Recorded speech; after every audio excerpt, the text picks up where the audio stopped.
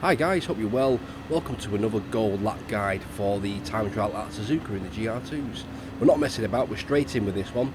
The first braking point, just before the curb on the right hand side. I'm going to use about 50% brake as we go through here. Look at the brake, 50-75%.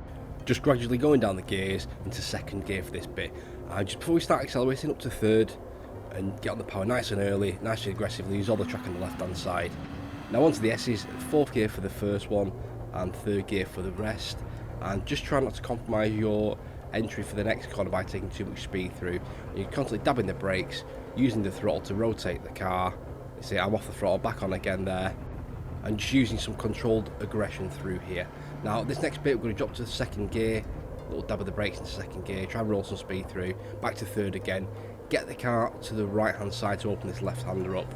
We're going to just have a tiny little lift and then up into fourth gear and use all the circuit on the right hand side. If you're not using all the circuit on the right hand side, then you're losing time. Up to the next braking point. Now I like to brake for Degner 1 just before this 50 starts. Out of the 50 is a bit too late for me, so I like to brake just before the 50, down to fourth gear, use all the curb on the left hand side, and for the next bit, somewhere just before the curb ends on the left hand side, but down to second gear. I like to flick it to third once we're ready to get back on the power again. Nice and aggressive on the power, use all the circuit there. And we're down to the slowest corner on the track, which is the hairpin. And the braking point for that I like to use is just after the curb ends on the right hand side. You can use it a bit earlier if you need to. Down to first gear.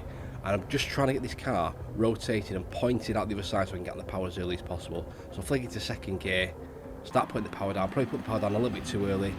And a little bit of understeer, but we get away with it just about. So it's the full power down here up towards Spoon corner. Now this corner is very tricky, it catches me out all the time.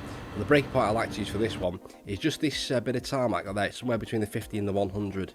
And I'll go down to third gear and try and roll as much speed through here as possible without falling off the track the other side. Let's get through there, add a bit of throttle. Just before I get to the end of this curb here, down to second gear, get it in, up to third again, and start applying the power as early as you can, as early as you dare, and use all the circuit on the right hand side just there like that. And again, if you're not using all the curbs on this track, then you are losing time. So all the way down to 130R.